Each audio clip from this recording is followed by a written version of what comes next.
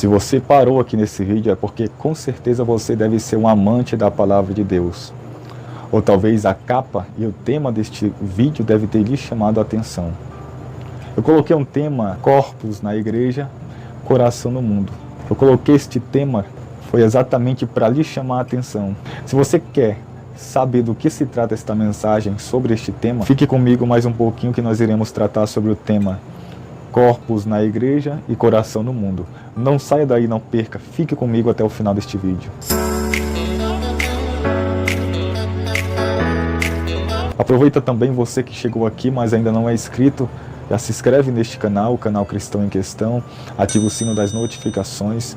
E você que já é inscrito, dê o seu like, comente o que você achou sobre este assunto. Quero me apresentar, eu sou o presbítero Justino Barbosa e eu gostaria que você abrisse a sua Bíblia Sagrada no livro de Atos dos Apóstolos ou Atos do Espírito Santo, capítulo de número 7. Memorize este tema, corpos na igreja, coração no mundo. Nós iremos ler somente 2 versículos do capítulo 7, versículo 39 e 40, ao qual nossos pais não quiseram obedecer, antes o rejeitaram e em seu coração tornaram ao Egito, dizendo a Arão: faze-nos deuses que vão adiante de nós, porque a esse Moisés que nos tirou da terra do Egito, não sabemos o que lhe aconteceu. Queridos, antes de nós chegarmos ao versículo 39 e 40, queira me permitir eu fazer um resumo sobre a vida de Estevão, sobre o capítulo 7 e também o capítulo 6, porque este evento começa no capítulo 6. No capítulo 6, versículo 1 até o versículo de número 8, nós temos o início do ministério do diaconato, onde a igreja se reúne com os apóstolos e escolhe 7 diáconos, os primeiros diáconos. E estava entre eles Estevão, um homem que era cheio de fé, cheio do Espírito Santo, de sabedoria e de boa reputação. No versículo 8, a Bíblia vai dizer que Estevão, além de ser cheio de fé, era também cheio de poder. E Deus usava Estevão grandiosamente para fazer sinais e maravilhas no meio do povo. No versículo 9 em diante, percebemos que Estevão está em um debate contra um grupo da sinagoga dos sirineus, dos libertos, contra um grupo da sinagoga da Ásia, contra o grupo dos alexandrinos, que estavam na Judéia, que, diga-se de passagem, eram pessoas bastante instruídas e letradas. Estevão estava debatendo com estes grupos. E o Espírito Santo na vida de Estevão era tão forte que estes grupos, por mais sábios que fossem, não conseguiram resistir às palavras de Estevão e ao Espírito com que Estevão falava. Como eles não puderam refutar e nem contradizer Estevão, eles subornaram algumas pessoas para darem falso testemunho contra Estevão. Essas testemunhas disseram contra Estevão que ele estava pregando contra Deus, contra a lei e contra o tempo. Estevão foi levado até julgamento para ser julgado, mas antes de ser julgado, ele foi ouvido. Do capítulo 7 em diante, até o versículo 38 e o versículo 39, que é o versículo que nós lemos, Estevão ele vai fazer um apanhado cronológico de toda a história hebraica, desde o chamado de Abraão até os dias atuais em que Estevão vivia. E o foco principal do sermão de Estevão era o fato de todas as vezes em que Deus queria libertar o povo de Israel e todas as vezes que Deus enviava uma pessoa para ser o libertador de Israel, para governar e reger Israel, José, que é um exemplo disso, Moisés também é um exemplo disso, Israel rejeitou e resistiu a Deus. O que Estevão está pregando aqui é basicamente aquilo que Jesus disse quando ele estava defronte de Jerusalém. Jerusalém, Jerusalém, que mata os profetas e apedrejas aqueles que te foram enviados. Quantas vezes quis eu te abraçar, te ajuntar, como uma galinha ajunta os seus pintinhos e não quisestes. Então, basicamente, o resumo do sermão de Estevão é basicamente isso. É a resistência de Israel para com aqueles que foram enviados da parte de Deus para os libertar e os reger. E a rejeição do próprio Deus também. Só que no versículo 39, que é o nosso tema, Deus me deu uma interpretação deste texto, destes 2 versículos bastante interessante. Este relato que Estevão está citando, ele está fazendo referência de Êxodo 32, no acontecimento do bezerro de ouro. Só que um fato muito importante, Estevão diz que em seus corações, o povo de Israel, no seu coração, havia retornado para o Egito. O Egito espiritualmente simboliza o mundo, o sistema mundano.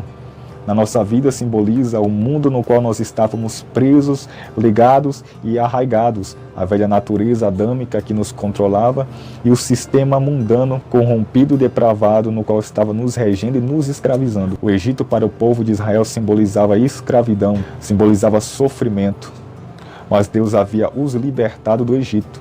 Porém, Estevão diz que essas pessoas que Deus outrora havia tirado do Egito, da escravidão, do jugo da servidão, do sofrimento, da tirania, Estevão diz que essas mesmas pessoas, em seu coração, não em corpos, eles já haviam retrocedido novamente para o Egito. E como que eles retrocederam em seus corações ao Egito? A resposta está no versículo 40. Leia comigo novamente. Dizendo a Arão: faze-nos deuses que vão adiante de nós, porque a esse Moisés que nos tirou da terra do Egito, não sabemos o que lhe aconteceu.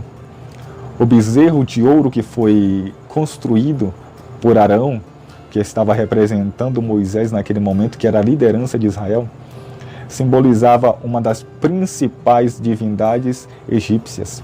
Na verdade, os egípcios antigos estimavam tanto o bezerro de ouro, que tinha o nome de Apis, que eles tinham ele como a expressão máxima da divindade, até porque bezerro refere-se à força. Então, os antigos egípcios associavam o bezerro, o boi chamado Apis, à expressão máxima de um ser divino. E quando o povo de Israel, que estava indo em direção a Canaã, eles pediram a Arão, em um momento em que Moisés estava no Monte Sinai recebendo as tábuas da lei, e por um período de 40 dias ele ficou afastado do povo, e o povo, eles foram até Arão e pediram para Arão fazer deuses para que fosse adiante dele, porque para eles Moisés tinha morrido.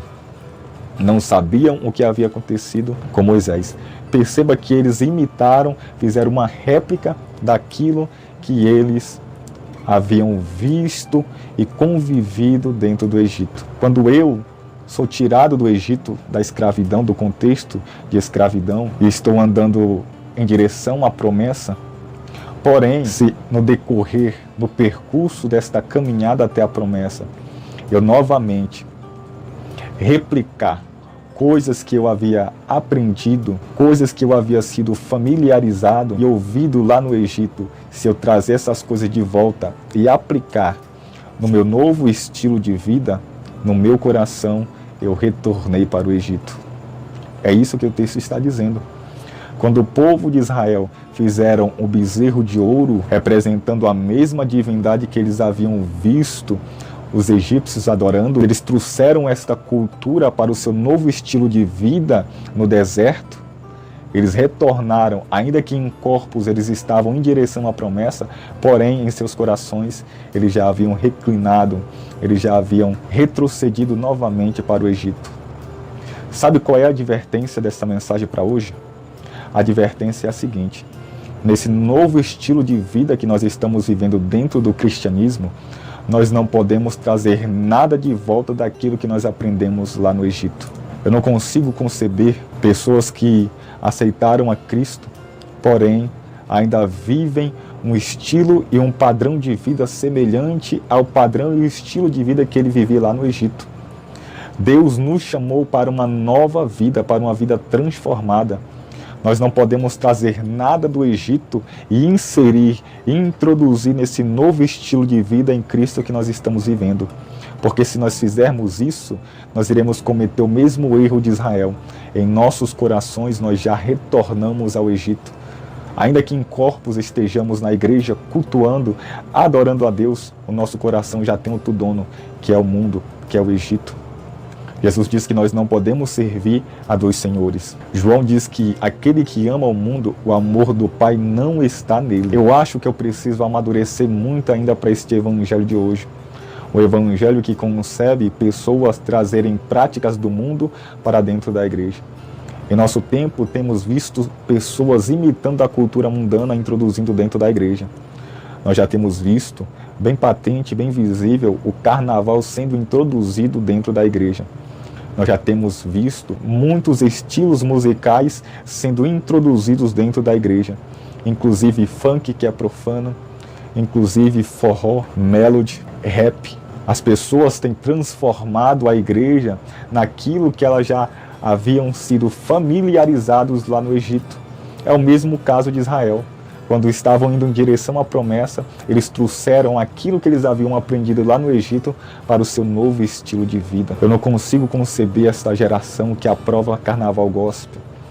Eu não consigo conceber esta geração que aprova um estilo de vida mundanizado, que aceita trazer músicas mundanas e introduzir em sua liturgia. Eu não amadureci o suficiente para acreditar que Deus aceita músicas secularizadas lá do Egito dentro da igreja, no novo contexto de vida. Não. As pessoas estão trazendo o Egito para dentro da igreja. Por quê? Porque elas ainda sentem falta do Egito, porque elas ainda estão ligadas ao Egito. Nossas igrejas estão cheias de bezerro de ouro e muitas pessoas se curvando perante este bezerro de ouro. Bezerro de ouro são cópias, plágios, lá do mundo que nós introduzimos no contexto eclesiástico. Quando nós fazemos isso, nós estamos introduzindo o bezerro de ouro em nossa adoração, estamos pecando e o nosso coração está sendo dominado, está sendo predominado pelo Egito. O grande desafio é nós nos desprendermos totalmente do Egito. Perceba que durante a jornada de 40 anos do povo de Israel no deserto, houve uma grande relutância e resistência do próprio povo de Israel para se abster totalmente do Egito. Perceba que no percurso, que na caminhada, eles ainda lembravam do pepino do Egito, do alho, das cebolas, do peixe. Eles ainda lembravam, volta e meia, a quase todo momento, na verdade, eles lembravam do Egito. E nós não podemos mais lembrar do Egito, porque nós fomos desarraigados, arrancados do Egito e estamos inseridos em um novo estilo de vida. É aquilo que Paulo disse: não vos conformeis com este mundo, mas transformai-vos pela renovação do vosso entendimento, para que experimenteis qual seja a boa, perfeita e agradável vontade de Deus. O apóstolo Paulo escreve aos Colossenses, no capítulo 1, versículo 13, leia comigo: ele nos tirou da potestade das trevas e nos transportou para o reino do Filho do seu amor. Deus nos arrancou da potestade, ou seja, do reino espiritual das trevas, da escravidão do Egito, e nos transportou. Deus mudou-nos de lugar. Nós não podemos mais aderir ao estilo de vida egípcia, mundana, não. Deus nos transportou para o seu reino de luz. Nós temos que refletir luz. Nós somos luz do Senhor. Eu não consigo entender pessoas que ainda continuam vivendo da mesma forma da qual foram arrancadas, desarraigadas do Egito. Nós temos que passar por uma transformação, por uma metanoia plena em nossas vidas. A nossa geração é uma geração que mantém um relacionamento com o mundo, está em adultério com o mundo porque casou-se com Cristo, mas ainda está mantendo um relacionamento com o mundo. É uma geração que está em adultério. Mas Cristo, ele nos transportou do reino das trevas para o reino do Filho do seu amor. As pessoas estão distorcendo aquilo que a Bíblia diz. Quer ver um exemplo disso? 1 Coríntios capítulo 9, versículo 20 ao 22. Leia comigo atentamente. E fiz-me como um judeu para os judeus, para ganhar os judeus. Para os que estão debaixo da lei, como se estivera debaixo da lei, para ganhar os que estão debaixo da lei. Para os que estão sem lei, como se estivera sem lei, não estando sem lei para com Deus, mas debaixo da lei de Cristo, para ganhar os que estão sem lei.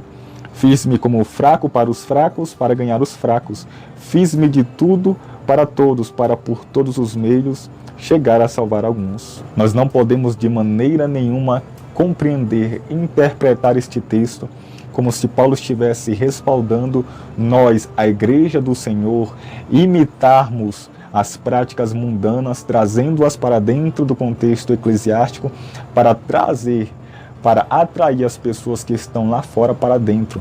De maneira nenhuma. Isto é uma interpretação errônea, é uma interpretação macabra. E é isso que a nossa geração tem feito.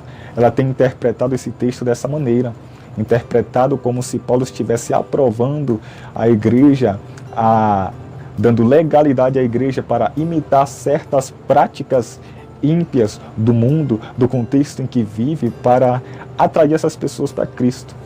Paulo não está dizendo isso, nem expressando isso aqui. Paulo simplesmente ele respeitava as convicções próprias de cada pessoa. Paulo ele não chegaria diante de um judeu que vivia enraizado na lei, pregando contra a lei.